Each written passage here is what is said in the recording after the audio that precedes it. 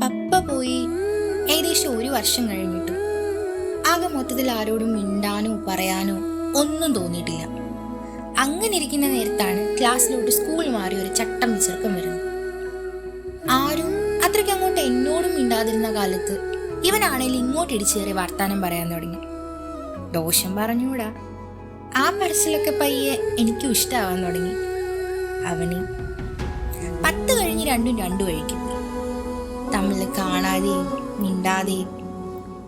എന്നാലും ഉള്ളിൽ ഇഷ്ടം പോയില്ല കേട്ടോ. പറയുവാണെങ്കിൽ ഫേസ്ബുക്കിന് നന്ദി പറയണം. കുറേ കാലം ഞാൻ പറയാൻ പല വട്ടം നോക്കിയിട്ട് പറ്റാതിരുന്ന ഇഷ്ടം ഒടുക്ക അവൻ ഇങ്ങോട്ട് പറഞ്ഞു. നടുക്കൊരു 11 വർഷം നീണ്ടു കിടന്ന് കിടപ്പുണ്ട് കേട്ടോ, അത് വേറെ കാര്യം. പിന്നെ വീട്ടുകാരെയൊക്കെ അറിയിച്ച് ഒക്കെ ഏതാണ്ടൊരു തീരുമാനമൊക്കെ ആയി വന്നപ്പോൾ നീയല്ല, ഞാൻ ആദ്യം ഇഷ്ടപ്പെട്ടെന്ന് ചുമ്മാ മുഖത്ത് നോക്കി അങ്ങ് പറഞ്ഞു. അപ്പൊ പറഞ്ഞു വന്നത്, ഈ വരുന്ന 12-ന് ഞങ്ങൾ രണ്ടും കൂടെ ഒറ്റ വണ്ടിയിലെ യാത്ര തുടങ്ങാൻ പോവാം. പ്രാർത്ഥനയും അനുഗ്രഹവും ഒക്കെ വേണം.